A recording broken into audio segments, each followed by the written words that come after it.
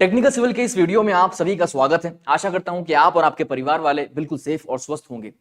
Site supervision series का आप 9th episode देख रहे हो। इससे पहले हमारे कुल 8 एपिसोड्स कंप्लीट हो चुके हैं उस सीरीज के। उम्मीद है कि आप लोगों ने उन एपिसोड्स को एक बार जरूर देखा होगा। जिन लोगों ने नहीं देखा उन लोगों से निवेदन है कि एक बार उन एपिसोड्स को जरूर देखिएगा। उसके अंदर में काफी चीजें जो प्रैक्टिकल एस्पेक्ट से इंपॉर्टेंट होती हैं, जो आपके पास नॉलेज होना जरूरी है, उनके बारे में बात किया है हमने। तो आप उन एपिसोड्स को एक बार जरूर देखिए, आपके लिए वो बहुत यूजफुल साबित हो सकते हैं। उन सभी एपिसोड्स की प्लेलिस्ट बनाकर उसकी लिंक नीचे डिस्क्रिप्शन बॉक्स में डाल दी गई है। आप वहां से इजीली उसको ओपन करके सारे वीडियोस को एक एक करके देख सकते हो। अब आइए बात करते हैं आज के इस एपिसोड के बारे में। तो आज हम जो है 9th एपिसोड की बात कर रहे हैं और 9th एपिसोड के अंदर हम बात करने वाले हैं स्लैब की जो ड्राइंग्स होती है हमारे पास, जो इंजीनियर्स के पास से आती हैं, और एज अ साइट सुपरवाइजर या साइट इंजीनियर हमें उस ड्राइंग को कैसे रीड करना है, हम ये आज समझेंगे और सीखेंगे कि हमें इस ड्राइंग को कैसे रीड करना है, इसके अंदर कौन कौन सी डिटेल्स दे रखी होती है और इन डिटेल्स का मतलब क्या निकलता है और उसको हमें कैसे समझना है।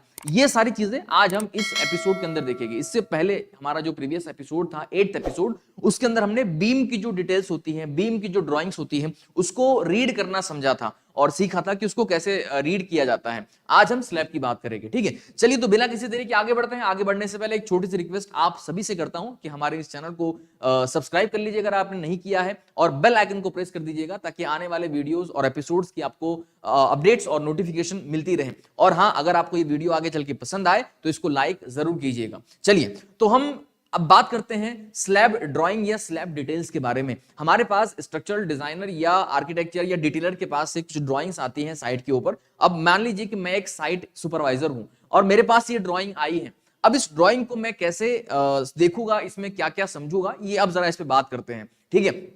देखिए, स्लैब की ड्राइंग जब भी हमारे पास आती है तो जैसे हमने बीम के अंदर बात किया था कि डिफरेंट डिफरेंट लेवल पर बीम होते हैं, उसी तरह से डिफरेंट डिफरेंट लेवल पर स्लैब भी होते हैं, है ना। एक तो ग्राउंड फ्लोर का जो रूफ होता है, ग्राउंड फ्लोर का रूफ स्लैब होता है, उसका हमें ड्राइंग होनी चाहिए हमारे पास। उसके अलावा जो फर्स्ट फ्लोर होगा उसका रूफ स्लैब का प्लान या उसकी ड्राइंग हमारे पास होनी चाहिए। उसके ऊपर जितने भी डिफरेंट डिफरेंट फ्लोर्स हैं, अगर वो आइडेंटिकल नहीं है, वो डिफरेंट है, उनके अंदर कुछ बीम का डिफरेंस है या उनके प्लान में डिफरेंस है या उनके रेनफोर्समेंट में डिफरेंस है, तो अगर उनमें डिफरेंस है तो हर लेवल पर हर फ्लोर की हमें अलग स्लैब की ड्राइंग चाहिए होगी। अगर वो नहीं देता है आपके पास कोई डिजाइनर, तो आपको मांगनी चाहिए कि भाई हमें इसकी ड्राइंग चाहिए, ठीक है।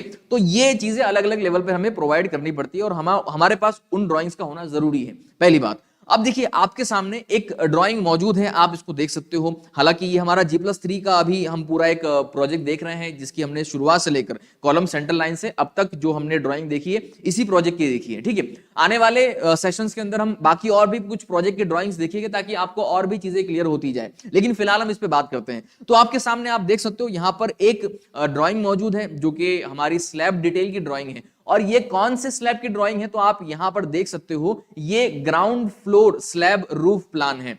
आप देख सकते हो ग्राउंड फ्लोर का रूफ स्लैब प्लान आप यहां पर पढ़ पा रहे होगे, ठीक है। अब मतलब क्या कि आपका ग्राउंड फ्लोर जो है उसका जो रूफ होगा उसका स्लैब है ये, ठीक है।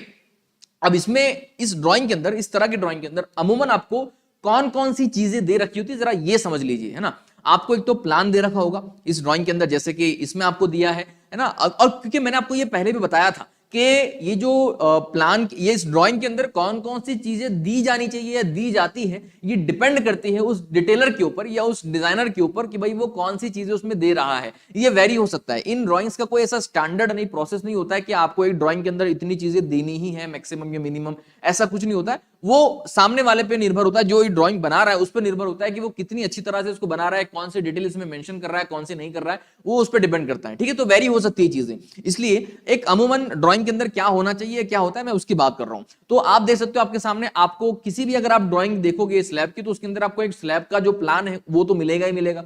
उसके साथ साथ आपको उसका शेड्यूल मिलेगा। शेड्यूल मतलब स्लैब की जो रेनफोर्समेंट डिटेल होती है कि भाई कौन सा टाइप का स्लैब है, कितने इंच का है, थिकनेस क्या है, उसका रेनफोर्समेंट शॉर्टर डायरेक्शन में क्या है, लॉन्गर डायरेक्शन में क्या है ना। उसके आगे अगर कुछ वो संक स्लैब है, कोई संक स्लैब का मतलब क्या होता है बेसिकली कि भाई आपका जो नॉर्मल स्लैब लेवल है, मान लीजिए आपका नॉर्मल स्लैब लेवल है, तो नॉर्मल स्लैब लेवल से कुछ इंच नीचे उसको डाउन उतारा जाता है ना। उसको नॉर्मल स्लैब लेवल से डाउन कर दिया जाता है, 4 से 6 इंच वो वेरी करता है। तो ये जो वेरी होता है, अब ये डाउन क्यों करते हैं अपन, जो संक स्लैब है वो प्रोवाइड क्यों किया जाता है, तो इसके अपने अपने रीजंस है। अगर मैं मेजर रीजन कहूं उसका, तो वही होता है कि भाई जो हमारे कंसील्ड हमारी जो प्लम्बिंग होती है, प्लम्बिंग के पाइप होते हैं, उनको हम हाइड कर दे हमारे स्लैब के अंदर, वो बाहर ना दिखे, और हमारा after hiding that plumbing pipes उनको हम बाद में लेवल कर ले तो वो हमें प्रॉपर्ली एक लेवल दे दे। तो उसलिए हम जो है हमारे जो स्लैब है, आपने देखा होगा संक स्लैब ज्यादातर जो वॉश एरियाज होते हैं, है ना, बाथरूम्स होते हैं, उनके अंदर इसको प्रोवाइड किया जाता है, क्योंकि उसके अंदर जो प्लम्बिंग पाइप वगैरह आते हैं, ठीक है, वहीं से पास होते हैं। तो इसलिए हम संक स्लैब को प्रोवाइड करते हैं। अभी कोई 4 इंच देता है, कोई 6 इंच देता है,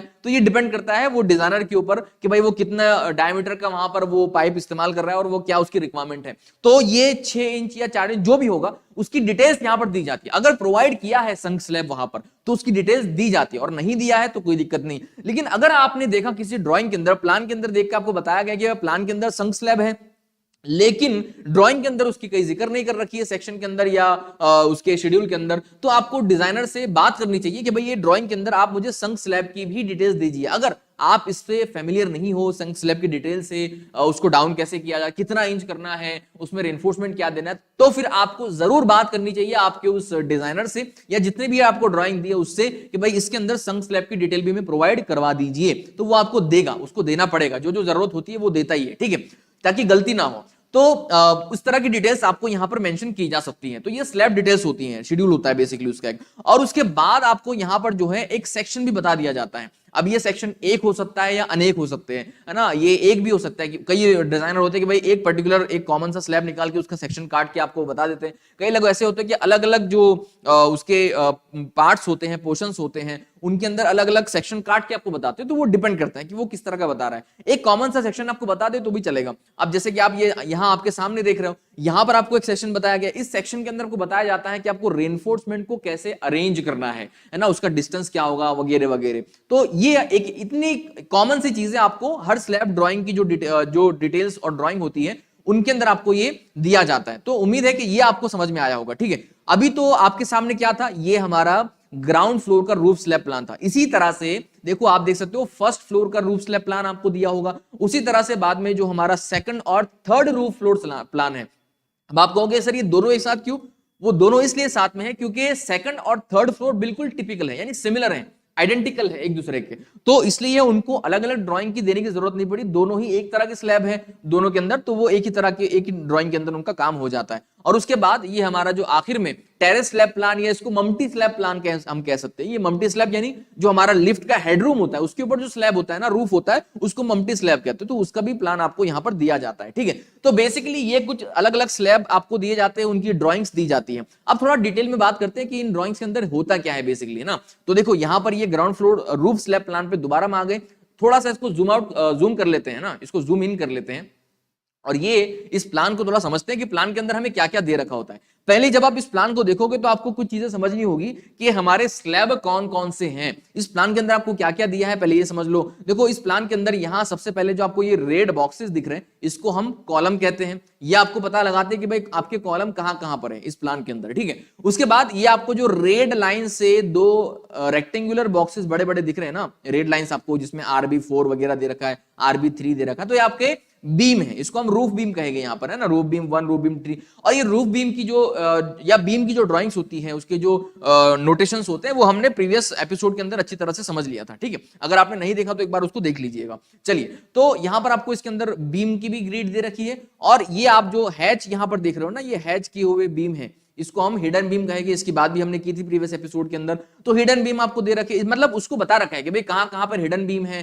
कहां कहां पर आपके मेन बीम है, कहां पर आपके सेकेंडरी बीम है। तो ये बीम की डिटेल आपको दे रखी है। और उसके बाद इसमें क्या दे रखा है आपको कि स्लैब आपका कौन सा टाइप का है। देखो ये आप देख सकते हो एक मार्क यहां पर S2 कर रखा है ना। उसी तरह से आप यहां पर देख सकते हो ये आपको S1 मार्क कर रखा है। अब S1 और S2 का क्या अर्थ यहां पर है, ये क्या बताने की कोशिश कर रहे हैं। तो S1 का मतलब यहां पर बताया जा रहा है कि भाई ये वन वे स्लैब है। ये जो आप यहां पर इस तरह की साइन देखते हो किसी भी स्लैब के अंदर, उसको हम S1 यानी S1 ये ठीक है, मतलब उसको हम वन वे स्लैब से जानते हैं, उसको हम वन वे स्लैब कहने का कोशिश करते हैं, ठीक है। और जब हम ये वाली जब साइन देखते हैं किसी स्लैब के अंदर बीच में, तो उसका मतलब होता है कि वो टू वे स्लैब की बात कर रहा है, वो टू वे स्लैब हैं, ठीक है। अब वन वे स्लैब क्या होता है, टू वे स्लैब क्या होता है, कैसे इसको डिफरेंशिएट करते हैं, ये तो मुझे लगता है, आपसे उम्मीद है मुझे कि आप लोगों को इतना तो पता ही होगा। अगर आप हमें पहले से फॉलो करते आ रहे हैं टेक्निकल सिविल को, तो आपको इतना तो बहुत आसानी से और बहुत इजीली पता होना चाहिए कि वन वे क्या होता है और टू वे क्या होता है, यानी वन वे स्लैब को कैसे समझा जाता है और टू वे स्लैब को कैसे समझा जाता है, ठीक है। इसको आसान करने के लिए मैं थोड़ा सा आपको हिंट देता हूं कि जो लॉन्गर स्पान और शॉर्टर स्पान का रेशियो होता है, उसकी एक पर्टिकुलर वैल्यू से इसको हम डिफरेंशिएट कर सकते हैं। अब जितने लोग आप में से जानते हैं और वो बताना चाहते हो, तो कमेंट का बॉक्स आपके लिए खुला है, आप अपना जवाब वहां पे दीजिए कि एल बाय एल मतलब longer span by shorter span का रेशियो वन वे स्लैब के लिए क्या होता है, क्या क्या होना चाहिए, और टू वे स्लैब के लिए क्या होना चाहिए, ठीक है। तो ये जरा आप मुझे कमेंट के अंदर बताइएगा, ये जवाब मैं आप ही से जानना चाहूंगा। चलिए उसके बाद आगे बढ़ते हैं। तो ये बेसिकली हमने देखा कि इसके अंदर हमें ड्राइंग के अंदर क्या क्या दिखा रखा होता है कि भाई वन वे स्लैब क्या है, टू वे स्लैब कौन सा है, ये हमें टाइप यहां पर बता दी गई है। इसके अलावा यहां पर कुछ ऐसे डिस्टेंसेस हैं जो हमें बता दिए गए हैं, जिससे हमारा कंफ्यूजन थोड़ा सा क्लियर हो जाए, है ना। छोटे मोटे डिस्टेंसेस यहां पर है, ये तो ये भी आपको पता होना जरूरी है। इसके अलावा ये जो स्लैब के स्पान है वो आपको पता करना पड़ेगा कि भाई बीम टू बीम का डिस्टेंस क्या है,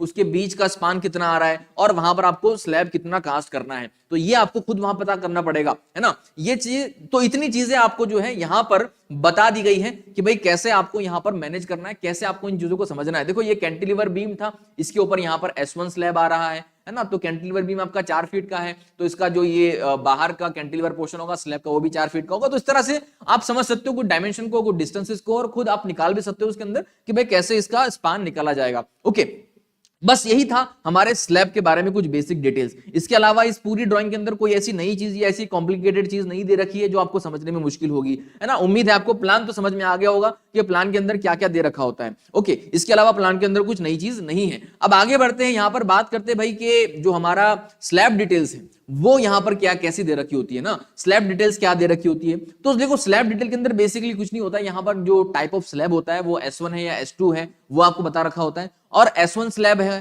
तो उसका थिकनेस कितना है वो आपको बता रखा होता है। S2 स्लैब है तो उसकी थिकनेस कितनी है वो आपको बता रखा होता है। अगर S1 स्लैब की बात करें तो उसका शॉर्टर स्पान में रेनफोर्समेंट कितना होगा और लॉन्गर स्पान में रेनफोर्समेंट कितना होगा वो आपको बताया गया है। और वो वन वे है या टू वे है वो आपको सामने दर्शाया जाता है। तो देखो बेसिकली ये आपको इसके अंदर बताया जाता है कि भाई आपके अगर 5 इंच का स्लैब है आपका, तो उसका जो शॉर्टर स्पान है उसमें आपको 10 mm डायमीटर का बार इस्तेमाल करना है 6 inch centre to centre distance के ऊपर। लॉन्गर स्पान अगर आप उसका जो लॉन्गर स्पान है उसके अंदर आपको जो है 8 mm डायमीटर का सरिया इस्तेमाल करना है 7 इंच सेंटर टू सेंटर। इसको हम मेन रेनफोर्समेंट कहेंगे in case of one way slab, और जो ये लॉन्गर स्पान पे होगा उसको हम डिस्ट्रीब्यूशन रेनफोर्समेंट कहेंगे in case of one way slab. लेकिन टू वे स्लैब के अंदर क्या होता है कि दोनों ही मेन रेनफोर्समेंट होते हैं। तो यहां पर ये 10 mm का मेन रेनफोर्समेंट ये है और 10 mm का मेन रेनफोर्समेंट ये। तो अब ये चीजें आपको समझ में आ गई कि भाई इसमें रेनफोर्समेंट का डिटेल कैसे दे रखा है, क्योंकि ये बहुत मुश्किल नहीं है। इससे पहले जो हमने बीम समझ लिया था ना, तो बीम समझने के बाद मुझे लगता है कि आपको ये आसानी से समझ में आ जाता होगा। लेकिन अभी जो रेनफोर्समेंट की डिटेलिंग है थोड़ी सी, इसको समझते हैं, है ना। और उसके नीचे आपको यहां पर सेक्शन भी दे रखा है कि भाई ये सेक्शन क्या है। इस सेक्शन को थोड़ा सा हम रोटेट कर लेते हैं ताकि आपको समझने में आसानी हो कि इसके अंदर दिया क्या है आखिर, है ना। ये सेक्शन में आप लोगों के लिए थोड़ा सा रोटेट कर रहा हूं, हाँ जी, तो ये रोटेट हो चुका है। अब देखो सेक्शन को यहां पर आपको बता रखा है हम वन वे स्लैब का रेनफोर्समेंट कैसे प्रोवाइड करना उसकी बात भी करेंगे कुछ स्टैंडर्ड के रेफरेंस से, और टू वे स्लैब का रेनफोर्समेंट कैसे करना उसकी बात भी करेंगे। लेकिन यहां पहले सेक्शन की बात कर लेते हैं कि सेक्शन में आपको कुछ चीजें दे रखी हैं। आप हो सकता है इसको देखकर थोड़े कंफ्यूज हो, खास करके जो साइट सुपरवाइजर्स होते हैं उन लोगों को ये कंफ्यूजन होता है कि ये जो आप रेनफोर्समेंट का सेक्शन देते हो, यहां पर ये स्लैब का सेक्शन देते हो, उसके अंदर ये डेटा कहां से लाते हो। ये देखो आप देख रहे हो कि ये हमारा मिडल पोर्शन है, ये हमारा एंड स्पान है ना, ये एंड सपोर्ट्स हैं आपके स्लैब के, ये आपका स्लैब है पूरा। और ये देखो स्लैब यहां से लेकर ये सेंटर्स है ना, ये कॉलम मान लीजिए आपका, तो इस कॉलम के सेंटर से ये जो मिडल कॉलम है इस कॉलम के सेंटर तक का आपका जो स्पान है वो L1 है, इफेक्टिव स्पान इसको हम कहते हैं, या सेंटर टू सेंटर स्पान कह लीजिए, ठीक है। तो ये L1 स्पान है आपका। तो आपको बताया गया है कि भाई आपका स्लैब जो होता है उसके अंदर बेंट अप बार आपको इस्तेमाल करने होते हैं ना। स्लैब के अंदर बेंट अप बार इस्तेमाल होते हैं, उसको हम क्रैंक बार भी कहते हैं। अब बेंट अप बार का क्या मतलब होता है कि भाई देखो आपने क्या किया है कि रेनफोर्समेंट यहां से आपने रेनफोर्समेंट, ये जो रेनफोर्समेंट आपका आ रहा था, ये मेन रेनफोर्समेंट आपका बॉटम का, आपने उसको यहां से ऊपर बेंट अप कर दिया है। आपने क्या किया, इसको ऊपर बेंट अप कर दिया, इसको क्रैंक कर दिया गया और उसके बाद फिर आपने इसको आगे कंटिन्यू किया। ऐसा क्यों किया? क्योंकि यहां पर जो मोमेंट होती है वो पाई जाती है ना, नेगेटिव मोमेंट जिसको हम कहते हैं, तो ये मोमेंट यहां पे पाई जाती है। और यहां देखो, यहां पर एक तो मोमेंट इस तरह से होती है, मैं आपको थोड़ा सा इसका डिटेल देने की कोशिश करता हूं कि ये मोमेंट होती कैसे है। आप इसको मान सकते हो इस तरह की इसकी कुछ मोमेंट का डायग्राम बनता है, ये इस तरह का कुछ मोमेंट का डायग्राम इसका बनेगा, है ना। तो इस मोमेंट के डायग्राम को फॉलो करते हुए ये रेनफोर्समेंट को प्रोवाइड किया जाता है। अब ये बहुत बेसिक डिटेल्स है, देखो ये आप खास करके मैं ऐसे लोगों को फोकस कर रहा हूं जो साइट सुपरवाइजिंग करते हैं और उनको टेक्निकली वो इतने स्ट्रांग नहीं है, है ना, तो उन लोगों के लिए तो कुछ इस तरह का आपका बेंडिंग मोमेंट डायग्राम बनता है इसका। तो बेंडिंग मोमेंट डायग्राम बनता है तो देखो यहां पर जहां जहां मोमेंट है वहां पर हमें टेंशन रेनफोर्समेंट देने पड़ते हैं, है ना। तो हमने क्या देखा कि भाई ये जो आपका अपर एरिया है, यहां पर मोमेंट आ रही है नेगेटिव, तो यहां पर हमने इसको बेंट अप करके ऊपर रेनफोर्समेंट दे दिया, है ना। हमने देखा कि यहां मिडल स्पान पे अपर में कोई मोमेंट नहीं है, तो हमने यहां पर अपर में मोमेंट बेंट अप, मतलब हमने बार दिए ही नहीं टेंशन में, हमने क्या किया, बॉटम में बार दी, क्योंकि जरूरत यहां पर थी, है ना, जहां पर जरूरत थी वहां पर हमें बार दिए हमने देखा कि यहां पर देखो जरूरत है क्योंकि ऊपर मोमेंट जा रही है, तो हमने यहां पर ऊपर में रेनफोर्समेंट दे रखा है ना। हमने बॉटम में देखा यहां जरूरत है तो हमने यहां बॉटम रेनफोर्समेंट दे रखा है, हमने यहां पर नहीं दिया है। तो इस तरह से रेनफोर्समेंट को प्रोवाइड किया जाता है जरूरत के हिसाब से। अब थोड़ा रेनफोर्समेंट के प्रोविजन पे और डिटेल में चर्चा करते हैं। तो देखो आप यहां पर देख सकते हो कि आपको प्रोवाइड करना कैसे है बेसिकली। तो यहां पर आपको बता दिया गया है कि ये जो आप बार यहां से चला रहे हो, है ना, मान लीजिए आप यहां से बार चला रहे हो, तो यहां आकर ये डिस्टेंस कितना होना चाहिए, ये डिस्टेंस आप देख लीजिएगा कि भाई सेंटर जो आपका ये कॉलम का सेंटर है ना, कॉलम के सेंटर से, ध्यान से देखिए, कॉलम के सेंटर से 0.15 into centre to centre span, यानी L1, हम यहां पर L1 कहेंगे, तो 0.15 L1 का आपका ये स्पान होना चाहिए, यानी ये कॉलम के सेंटर से 0.15 L1 डिस्टेंस तक आपको जाना है। उस पॉइंट पर आपको उस पॉइंट से आके यहां ऊपर इसको अप बेंट कर देना है, ऊपर आपको क्रैंक कर देना है इस बार को। यहां हम कह सकते हैं कि भाई उसको शुरुआत ऊपर से करना है और यहां पर आके उसको आपको बेंड करना है और फिर आपको कंटिन्यू बॉटम में कर देना है ना। उसी तरह से अब इधर की अगर बात करें तो आपको यहां क्या कहा गया है कि देखो ये जो सेंटर है, कॉलम का जो सेंटर है, इस सेंटर से लेके आपको ये 0.25 L1 डिस्टेंस तक आपको जाना है और उसके बाद आपको यहां ऊपर बेंड करना है इसको। ठीक है, समझ में आ रही बात आपको यहां से? ये आपको बहुत क्लियर होनी चाहिए चीजें। अब आपके मन में एक डाउट हो सकता है कि सर ये डेटा आपने लाया कहां से, ये नंबर सारे 0.25 L1 और 0.15 L1, इसको कौन डिसाइड करता है? तो देखो इसके लिए ना हमारे पास कुछ आईएस कोड्स होते हैं, हमारे पास कुछ इसके स्टैंडर्ड होते हैं। मैं आपको एक आईएस कोड इसी तरह का बताता हूं, एक स्टैंडर्ड बताता हूं। आपने SP34 का नाम सुना होगा, है ना। आप अगर एक साइट सुपरवाइजर लेवल के बंदे हो, आपके पास इंजीनियरिंग का इतना ज्यादा, मतलब डिप्लोमा इंजीनियरिंग आपने कर रखा है, या फिर छोटे मोटे आप बिगनर हो अभी फिलहाल, तो आपके पास अगर इतना स्ट्रॉन्ग नॉलेज नहीं है तो ध्यान दीजिएगा कि SP34 करके एक कोड आता है जो हमारे लिए डिटेलिंग के लिए हमें अक्सर काम आता है ना, SP34। तो इस कोड के अंदर आप अगर जाओगे तो आपको यहां पर देखो, इस कोड में मैं बताता हूं आपको कि भाई ये जो रेनफोर्समेंट का सेक्शन होता है, डिटेल्स होती है, वो हमें कैसी दे रखी है। देखो ये आपके सामने है ना, ये आपके सामने है। इस पिक्चर में देखकर आपको समझ में आ रहा होगा कि यहां पर दो सेक्शन दे रखे हैं, है ना, एक तो ये वाला है और दूसरा ये वाला है।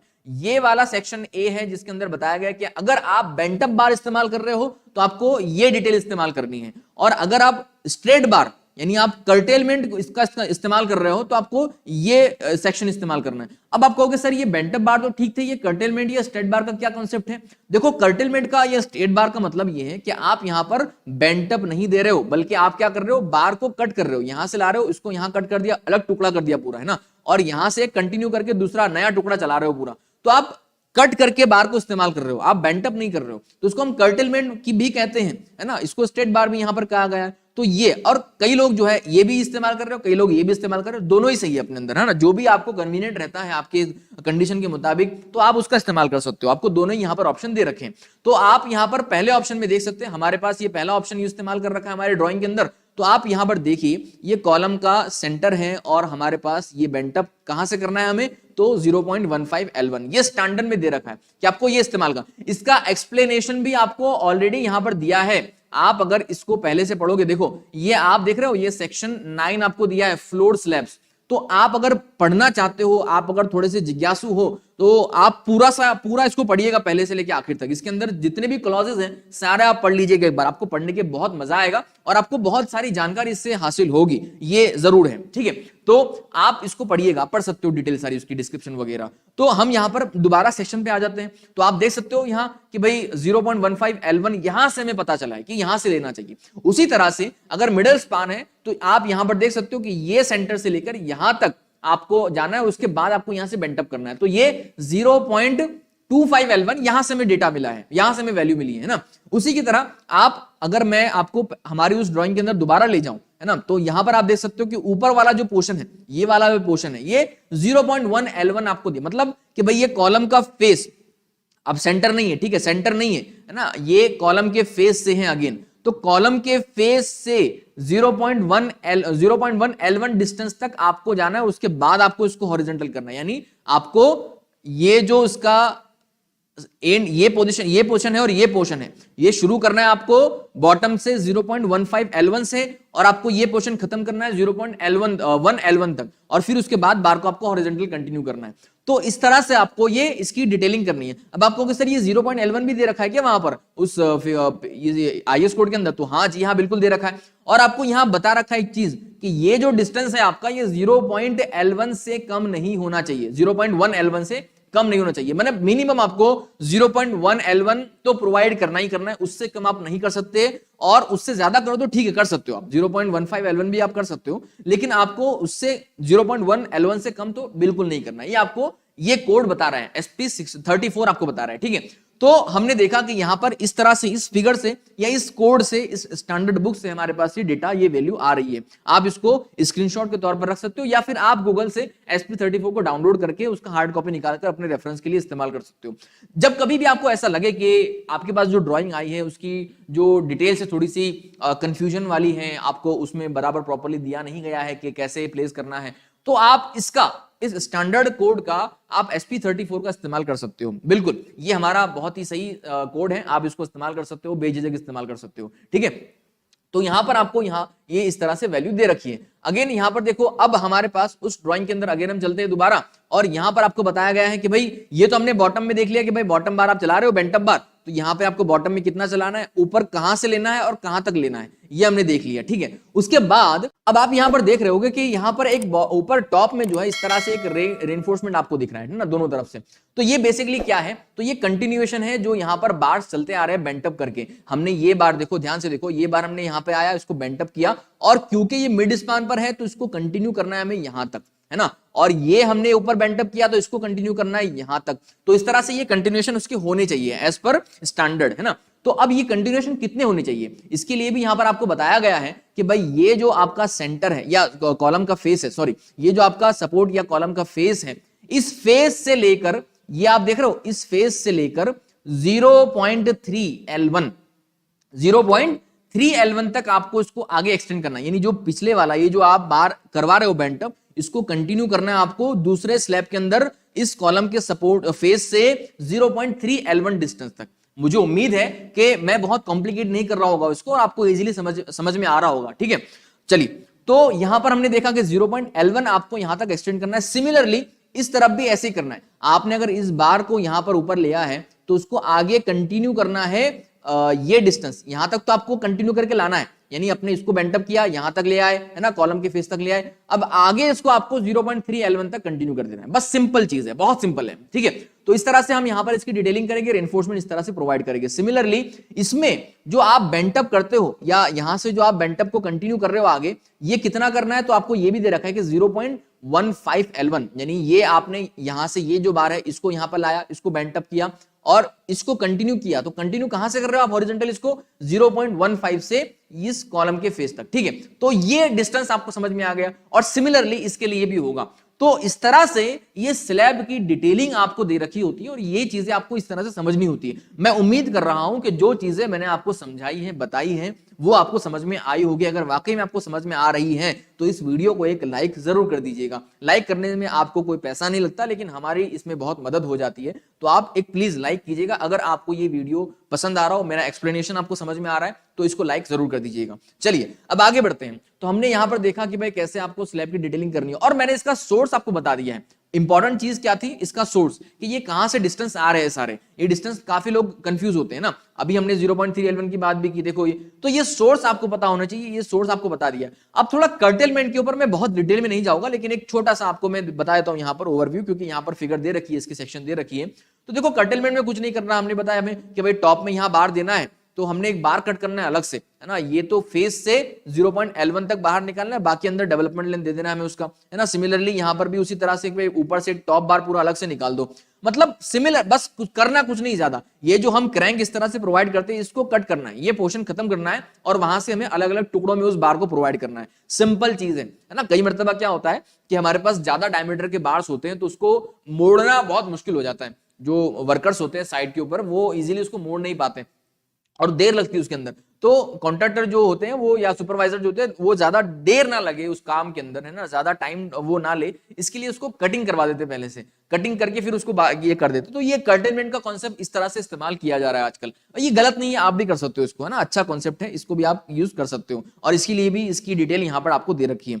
उम्मीद करता हूं कि आपको ये समझ में आ रहा होगा डिटेल सारी, ठीक है। चलिए, तो अब हम दोबारा हमारे ड्राइंग पे चलते हैं, और यहाँ हमने इसकी सेक्शन की डिटेल तो सारी अच्छी तरह से देख ली, समझ ली है। इसके अलावा इस पूरी ड्राइंग के अंदर और ऐसी कोई नई चीज नहीं है जो आपको कॉम्प्लिकेट लग रही हो या आपको समझ में नहीं आया इजीली, ऐसी कोई इसमें चीज नहीं है। हमने अब थोड़ा सा एक रेनफोर्समेंट का मैं आपको डिटेल बताता हूं कि वन वे स्लैब और टू वे स्लैब का रेनफोर्समेंट कैसे दिया जाना चाहिए, वो भी आपको SP34 के अंदर दे रखा है आपके सामने। अभी मैं आपको बताता हूं, देखिए आप अभी फिलहाल SP34 के पेज नंबर 122 पर हो, मैंने उसको हॉरिजॉन्टल कर रखा है, ठीक है, इसलिए आपको ये थोड़ा सा उल्टा दिख रहा है। तो 122 पेज नंबर पर आप हो यहां पर, और इसमें आप देख सकते हो ये प्लान है। अब इसकी आप ये देखो, इसका फिगर नंबर 9.1 है, और typical details of slab spanning in one direction, यानी वन वे स्लैब, ठीक है, वन वे स्लैब है ये।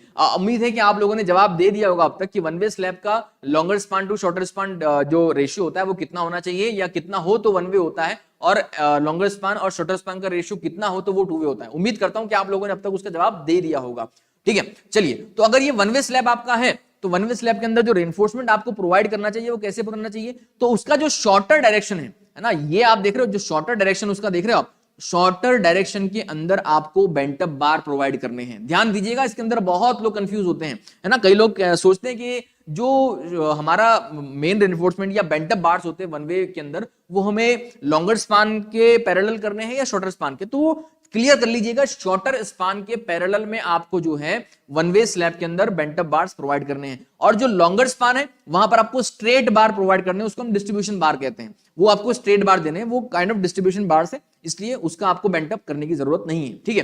तो ये वन वे स्लैब की डिटेल यहां पर आपको बहुत अच्छी तरह दे रखी है। देखो ऊपर यहां पर आपको इसी का सेक्शन दिखा रखा है, बीबी, यानी इसको यहां से कट किया गया, देखो यहां से इन्होंने क्या किया, इसको कट किया, और ये बीबी का सेक्शन आपको दिखा रहा है। बीबी के सेक्शन के अंदर आपको बताया कि भाई डिस्ट्रीब्यूशन बार है, और ये आपके मेन बार है ना, मेन बार आपको दिखा रहे हैं। तो इस तरह से आपको ये बार प्रोवाइड करने हैं। उसी तरह से आपको ये सेक्शन यहां से ए कट करके दिखा दिया गया है कि भाई सेक्शन ए के अंदर ये आपका देखो एक सपोर्ट है, ये दूसरा सपोर्ट है, और आपको यहां पर जो है ये बेंट अप बार इस तरह से देने हैं, है ना, ये बेंट अप बार यहां से इस तरह से देना है। तो ये सारी चीजें आपको यहां पर बता रखी है, और मैं उम्मीद कर रहा हूं कि आपको ये समझ में भी आ रहा होगा, है ना, कोई बहुत मुश्किल चीज नहीं है। और अभी हमने ये देखो डिस्टेंस देखा कि भाई कॉलम के फेस से, ये जो डॉटेड लाइन है ना कॉलम की है, तो ये कॉलम के फेस से आपको 0.1L आपको आगे ले जाना है, इसको आगे बेंट अप करना है, बेंट अप से ले जाना है, ठीक है। तो ये आपको डिस्टेंस समझ में आ रहा होगा। उसके अलावा यहाँ पर आपको कुछ नोट्स दे रखे हैं कि देखो नोट 1 क्या है, यहाँ पर देखो नोट 1 ये डिस्ट्रीब्यूशन बार्स के लिए है, ये डिस्ट्रीब्यूशन सॉरी मेन बार्स के लिए आपको नोट 1 है,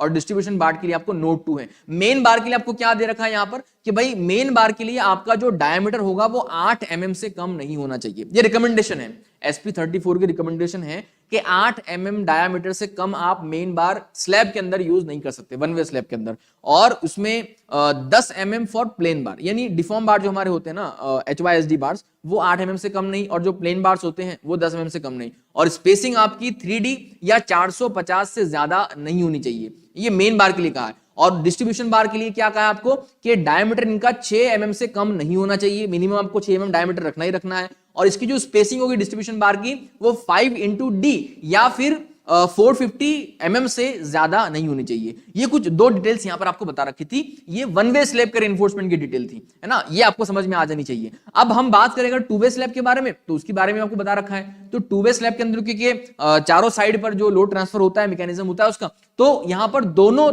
जो आपके डायरेक्शन है यानी एक्स और वाई, लॉन्गर और शॉर्टर, है ना, दोनों ही तरफ आपको बेंट अप प्रोवाइड कर रहे हैं। इसमें हम अगर कहें तो दोनों तरफ मेन रेनफोर्समेंट होते हैं, इसके अंदर स्ट्रेट बार नहीं होते, इसके अंदर दोनों तरफ मेन रेनफोर्समेंट होते हैं, चाहे अपर कह लो या लोअर कह लो, दोनों ही हम मेन रेनफोर्समेंट कह सकते हैं, है ना। तो आप देख सकते हो कि भाई इस दिशा में भी आपको बेंट अप दिख रहे हैं और ऑल्टरनेट बेंट अप दिखेगी, है ना, आपको ऑल्टरनेट बेंट अप ही प्रोवाइड करने पड़ते हैं आपको, और इस दिशा के अंदर भी ऑल्टरनेट बेंट अप बार दिखाई दे रहे होंगे। और ये डिस्टेंस आपको पता है कैसे लेना है, हमने अभी थोड़ी देर पहले उसकी बात की, उस पर चर्चा की हमने, तो मुझे लगता है कि वो आपको क्लियर होगा, है ना। तो ये कुछ आपकी टू वे स्लैब की रिइंफोर्समेंट की डिटेल थी। अब मुझे ऐसा नहीं लगता कि आपको अब कोई कंफ्यूजन होगा इसके अंदर कि वन वे स्लैब में रिइंफोर्समेंट कैसे देना है, टू वे स्लैब के अंदर रिइंफोर्समेंट कैसे देना है। अगर हम हमारे ड्राइंग को समझे जरा और भी थोड़ा इसमें, ठीक है, तो देखो ये वन वे स्लैब है हमारा, S1 वाला वन वे स्लैब है, इसकी थिकनेस 5 mm की देनी है। इसमें जो शॉर्टर स्पान है यानी ये बेंट अप करना है आपको, 10 mm के डायमीटर के बार जो आपको दे रखे 6 inch centre to centre distance के ऊपर, ये बेंट अप करने हैं आपको, ऑल्टरनेट बेंट अप देने। और जो लॉन्गर स्पान होगा ये 8 mm, ये डिस्ट्रीब्यूशन बार होगा वन वे स्लैब के अंदर, डिस्ट्रीब्यूशन बार देने आपको, ये स्ट्रेट देने आपको, ये स्ट्रेट देने, इसका जो स्पेसिंग होगा वो 7 इंच सेंटर टू सेंटर दिया जाएगा, है ना। उसी तरह से हमारा जो S2 था ये हमारा टू वे स्लैब था, तो टू वे स्लैब के अंदर हमने क्या देखा कि भाई ये 10 mm के बार आपको 6 इंच सेंटर टू सेंटर पे देने, लेकिन ये मेन बार हो गए और बेंटअप भी इसको करना होगा आपको। वहीं पर लॉन्गर स्पान में भी मेन बार होते हैं, तो ये भी आपको बेंटअप करना होगा, है ना। तो ये थोड़ा सा डिफरेंस आपको पता चलना चाहिए कि कौन से बेंटअप करना है, कौन से नहीं करना है, कहां पर करना है, कहां नहीं करना है। तो मुझे उम्मीद है कि ये आपको पता चल गया होगा, क्लियर हो चुका होगा कि बेंटअप कहां करना है, कौन से स्लैब में करना है, वगैरह वगैरह, ठीक है। तो ये हमने देखा अभी कि भाई हमारा जो ग्राउंड फ्लोर का रूफ स्लैब था उसका प्लान था, उसका सेक्शन था और उसकी रिइंफोर्समेंट डिटेल थी। उसी की तरह हम अगर दूसरे स्लैब की देखिए बात करें तो फर्स्ट फ्लोर का रूफ स्लैब प्लान है। अब यहां पर भी वही चीजें हैं, बस प्लान में थोड़ा सा बदलाव होगा, है ना। प्लान के अंदर चेंजेस है कि भाई स्लैब अलग अलग जगह पर होंगे, अलग अलग तरह के होंगे, यहाँ पर कि भाई टू वे ही है ना, ये भी टू वे है, ये टू वे है, इस तरह से ये कुछ ये वन वे है। तो इस तरह से यहाँ पर स्लैब अलग होगी, उसके स्पान अलग होगी, उसके डायरेक्शन अलग होगी, उसके डायमेंशन अलग होंगे, लेकिन वो ड्राइंग के अंदर जो डिटेल्स है उसका जो मतलब है वो वही होगा जो हमें अभी कुछ देर पहले ग्राउंड फ्लोर के रूफ स्लैब के लिए समझा था। मतलब वही होगा, पूरा डिटेल भी आप देखो, यहाँ पर कॉलम बता रखे हैं, बीम बता रखे हैं और स्लैब बता रखे हैं, तीनों आपको यहाँ पर एक साथ बता रखे हैं, है ना। तो ये आपको समझना जरूरी था। उसके बाद यहाँ पर जो सेक्शन डिटेल थी या स्लैब डिटेल थी वो भी हमें यहाँ पता चल गई है कि भाई स्लैब अगर S1 है यानी वन वे स्लैब है तो कैसे रेनफोर्समेंट देना है, टू वे स्लैब है तो कैसे रेनफोर्समेंट देना है, उसका अगर सेक्शन है तो उसको कैसे समझना है, कैसे रीड करना है। अब मुझे लग रहा है कि आप तो रीड कर पा रहे होगे इसको, ठीक है। आपके सामने अगर मैं ये ड्राइंग रख दूं तो आप इसको आसानी से रीड कर पा रहे होगे कि भाई इसका S1 क्या है, कहां है ना। अब S1 कहां है, S1 S2 कहां है, ये तो मुझे आपको बनाने की जरूरत नहीं है, क्योंकि यहां पर ऑलरेडी लिखा हुआ है इस प्लान के अंदर कि भाई ये है S2, है ना, ये भी S2, ये भी S2, ये वाला S2, ये वाला, यानी जिसका longer span by shorter span का रेशियो उस तरह का है जो टू वे के लिए होता है। मैं बता नहीं रहा हूं आपको अभी, क्योंकि आपको पता चल जाएगा। मैंने सवाल पूछा था ये कि कितने मतलब कौन सा रेशियो होता है वो जो डिफरेंशिएट करता है लॉन्गर मतलब टू वे और वन वे को। तो आपसे उम्मीद कर रहा हूं मैं काफी कि आप इसका जवाब मुझे जरूर दोगे कमेंट के अंदर, है ना। चलिए, तो हमने देखा कि इस तरह से कुछ ये हमें प्लान के अंदर दे रखी चीजें होती हैं, हमें यहाँ पर आइडेंटिफाई करना होता है कि कौन सा स्लैब कहाँ पर है, कौन से बीम पर है, कौन से स्लैब कॉलम पर है, और उसी के हिसाब से हमारी उसकी कास्टिंग करवानी होती है साइट के ऊपर। तो ये साइट सुपरवाइजर के लिए एक बहुत इंपॉर्टेंट नॉलेज होता है जो उसको समझना जरूरी है, खासकर अगर आप एक फ्रेशर इंजीनियर हो, फ्रेशर साइट सुपरवाइजर हो या फ्रेशर एप्लीकेंट हो, सिविल इंजीनियर्स के एस्पिरेंट हो आप, तो आपके पास ये नॉलेज होना, ये जानकारी होना बहुत जरूरी है। इसके बाद हम जब मॉड्यूल 2 के अंदर जाएंगे तो इसका जो प्रैक्टिकल एप्लीकेशन होता है, इसका जो एग्जीक्यूशन होता है साइट के ऊपर, वो भी बड़ी अच्छी तरह से देखेंगे, बहुत इंटरेस्टिंग वे में देखेंगे उसको हम लाइव होते हुए कि कैसे वहां पर जो स्लैब होता है उसका शटरिंग या फोमवर्क लगाया जाता है ना, सेंटरिंग उसका कैसे लगाया जाता है, उसकी जो रेनफोर्समेंट है वो कैसे वहां पर बिछाए जाते हैं, उसका कवरिंग कैसे लगाया जाता है, उसके अंदर वो कंक्रीट को कैसे पुअर किया जाता है और उसमें कैसे उसकी जो क्योरिंग होती है वो कैसे की जाती है, उसके कौन कौन से डिफरेंट मेथड, ये हम बहुत सारी चीजें आने वाले मॉड्यूल 2 के अंदर समझने वाले हैं। तो अल्टीमेटली ये सीरीज आपको बहुत कुछ सिखा के जाएगी प्रैक्टिकल पॉइंट को लेकर, प्रैक्टिकल एस्पेक्ट को लेकर, इसलिए आप इस सीरीज को अच्छी तरह से फॉलो कीजिएगा। इससे पहले जो हमारे 8 एपिसोड हमने अपलोड किए थे उन सभी एपिसोड को एक बार जरूर देख लीजिएगा, ताकि आपको पता लगे कि पहले से अब तक की थी क्या कहानी रही है, क्या क्या बातें हमने सीखी है, और आगे हम आपको प्रॉपरली लाइनअप होती रहेगी फिर, ठीक है। चलिए, तो अभी बस इसके अंदर और कुछ नई चीज नहीं है। देखो ये अगेन वही स्लैब की डिटेल है, सेक्शन भी वैसी तरह तरह का है। और ये हमारा मल्टी स्लैब था जो टॉप में ऊपर आता है, हेडरूम के ऊपर है ना, लिफ्ट के ऊपर, तो वो है S2 टाइप का है, यानी 2 वे टाइप का है ये। उसके अंदर आपको 5 इंच दे रखा है और ये रेनफोर्समेंट डिटेल है, ये 2 वे है। तो ये आपको कॉमन सी डिटेल्स है सारी, है ना, कॉमन सी डिटेल्स आपको यहाँ पर दे रखी है। तो बस यही डिटेल्स हमने अभी इसके अंदर समझ ली, देख ली, सीख ली। उम्मीद है आपको ये स्लैब की पूरी जानकारी यहाँ पर मिल चुकी होगी, और खास करके जो रेफरेंस मैंने आपको बताया था SP34 का, वो भी आपको क्लियर हो चुका होगा, उससे भी आपको कॉन्फिडेंस आया होगा वैल्यूज को लेकर, डिस्टेंसेस को लेकर और उसके प्रोविजंस को लेकर। ठीक है, अब आने वाले एपिसोड के अंदर हम इसी तरह से और भी बाकी स्ट्रक्चरल ड्राइंग्स के अंदर जो डिटेल्स और जो पोर्शंस होते हैं उसकी बात करेंगे, जैसे कि स्टेयरकेस हो गया, है ना, या फिर और भी चीजें होती हैं, वाटर टैंक वगैरह, उसकी हम एक एक करके आने वाले वीडियो के अंदर, ये एपिसोड के अंदर बात करेंगे। इसलिए आप हमारी इस सीरीज को अच्छी तरह से फॉलो कीजिएगा। आपको अगर आज का ये वीडियो पसंद आया हो, अच्छा लगा हो, तो उसको लाइक जरूर कर दीजिएगा, अपने दोस्तों के साथ, अपने ग्रुप्स में, अपने कॉलेज के साथ जरूर शेयर कीजिएगा, ताकि उनको भी ये नॉलेज मिल सके। और आप अगर हमारे चैनल पर नए हो तो हमारे चैनल को सब्सक्राइब करके जाइएगा, बेल आइकन को प्रेस करके ऑल नोटिफिकेशन पे क्लिक कर दीजिएगा, ताकि आने वाली वीडियो की अपडेट्स आप तक पहुंचती रहें। अगले एपिसोड में आपसे मुलाकात होगी, तब तक के लिए आप अपना और अपनों का पूरा ख्याल रखिए। मिलते हैं अगले एपिसोड में, बाय बाय, टेक केयर।